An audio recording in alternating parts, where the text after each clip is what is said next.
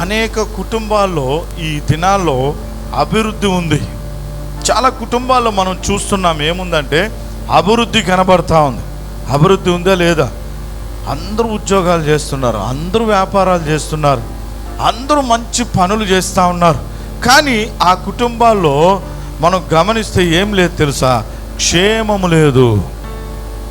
క్షేమం అనేది కనిపించటం లేదు.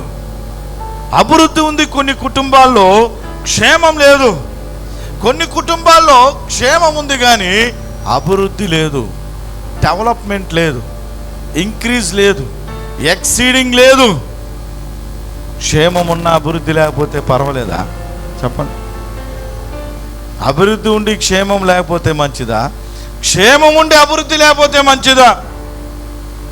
కుటుంబం అంతా పనికి పోతారు, కుటుంబం అంతా వ్యాపారం చేస్తారు, కుటుంబం అంతా ఉద్యోగాలు చేస్తారు, కష్టపడతారు, కానీ ఆ కుటుంబాల్లో ఏం లేదో తెలుసా? క్షేమం లేదు, ఎండిపోయిన స్థితి. అదేవిధంగా కొన్ని కుటుంబాల్లో మనం గమనిస్తే ఈ దినాల్లో అసలు అభివృద్ధి లేదు, అసలు క్షేమం లేదు. ఇంకా డ్రై, ఇంకా ఎండిపోయిన స్థితే. అభివృద్ధి లేదు, ఇంకేం లేదంట, క్షేమం లేదు. అభివృద్ధి లేదు, క్షేమం లేదు, క్షేమం లేదు, అభివృద్ధి లేదు.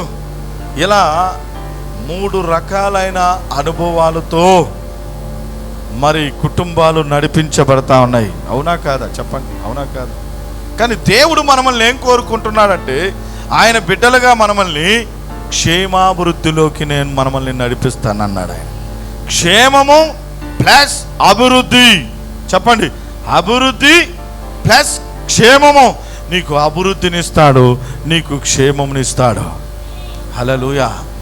ఎబ్బేస్ జీవితంలో అభివృద్ధి లేదు, క్షేమం లేదు, ఎండిపోయిన స్థితి, మోడుబారిన స్థితి, మారాలాంటి స్థితి. కానీ ఆయన పెద్దవాడైన తర్వాత గనుడుగా మార్చబడ్డాడు.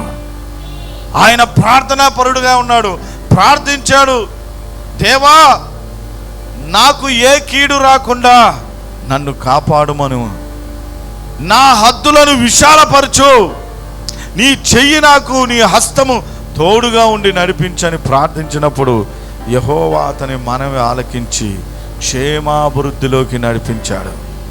హల్లెలూయా. రూతులో క్షేమం లేకుండా పోయింది, అభివృద్ధి లేకుండా పోయింది. కానీ రూతు నయోమి మాట విని దేవుని మాటకు లోబడినప్పుడు రూతు అభివృద్ధి పరచబడింది, క్షేమాభివృద్ధిలోకి నడిపించబడింది. పరిశుద్ధ గ్రంథంలో ఒక పుస్తకము ఆమె పేరు మీద రాయబడింది. ఆమేన్. ఎస్తేరు తన పినతండ్రి దగ్గర పెరిగింది. దేవుని బిడ్డలారా, తన పినతండ్రి దగ్గర పెరిగింది. ఒక అనాథగా ఉంది, తల్లిదండ్రులు లేని అనాథగా పెరిగింది. చివరికి ఆమె మహారాణిగా మార్చబడింది. మహారాణిగా అయిన తర్వాత కూడా తన పినతండ్రి అయిన మొర్దెకై మాటకు లోబడుతూనే ఉంది ఆమె. అవునా కాదు? కొంతమంది మరి లేనప్పుడు భలే వింటారు, మాట్లాడతారు. తల్లిదండ్రుల మాట అయినా, పెద్దల మాట అయినా, సేవకుల మాట అయినా కొంచెం కలిగినప్పుడు ఏమైపోతారంటే, నువ్వేంది నాకు చెప్పేది, నువ్వెంతమ్మా నాకు చెప్పేది. అవునా కాదా? పెద్దవాళ్ళని ఎదిరించే వాళ్ళు ఉన్నారా లేరా?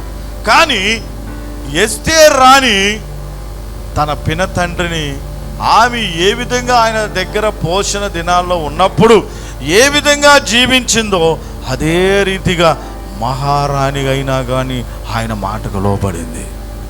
హల్లెలూయా. అందుకనే ఆమె అభివృద్ధి తీయబడలేదు, ఆమె క్షేమము తొలగిపోలేదు. సౌలు సమూయేలు మాటను ధిక్కరించాడు, దేవుని మాటకు లోబడకుండా ఏం చేశాడు? సమూయేలు చెప్పిన మాటను ధిక్కరించి ఆ పశువులను, రాజును తీసుకొని వచ్చిన దానికి ఏమైపోయాడంటే క్షేమం పోయి క్షామంలోకి వెళ్ళిపోయినాడు. కనుక ఎన్నో కుటుంబాలు ఈ విధంగా మారిపోతూ ఉన్నాయి. క్షేమం లేదు, అభివృద్ధే చూసుకుంటున్నారు. చాలా కుటుంబాలను మీరు పరీక్షించి చూడండి, అభివృద్ధి ఉంది కానీ వాళ్ళ కుటుంబాల్లో ఏం లేదంటే క్షేమం లేదు, క్షామం ఉంది. కనుక దేవుని దగ్గర ఈ రెండు మనకు కలుగుతాయి. దేవుని దగ్గర మనకు ఈ రెండు ఆశీర్వాదాలు ఉంటాయి. ఆయన యందు మనము భయము భక్తి, భయము భక్తి, భక్తి భయం, భయము భక్తి, భయము భక్తి, భయము భక్తి, భక్తి భయముతో ఆయనకి లోబడుతూ ఆయన సన్నిధికై మనం గడగడలాడుతూ ముందుకు పోతే నీకు క్షేమము అభివృద్ధి, అభివృద్ధి క్షేమం, క్షేమము అభివృద్ధి, అభివృద్ధి క్షేమం. ఈ విధంగా ఎన్నో చెప్పుకుంటా పోతే ప్రపంచంలో క్షేమం లేని పరిస్థితులు కుటుంబాల్లో కనబడతా ఉన్నాయి. దేవుని దగ్గర క్షేమం ఉంది, దేవుని దగ్గర అభివృద్ధి ఉంది, దేవుని దగ్గర క్షేమాభివృద్ధి ఉంది. దేవుని బిడ్డలారా, ఆమేన్. అందుకనే దేవుడు అంటే మనకు కావాలి. ఎంతోమంది దేవునికి దూరమై దేవునికి వేరే మనం పరిగెత్తి పరిగెత్తి క్షేమము క్షామముగా మారిపోతా ఉంది. కనుక దేవుడు ఉండాలి. దేవుడు నీ ఇంట్లో ఉంటే, నీతో ఉంటే, నీ అభివృద్ధి కొంచెమైనా అది నీకు చాలా తృప్తినిస్తుంది. నువ్వు క్షేమంగా ఉంటా. హల్లెలూయా, హల్లెలూయా.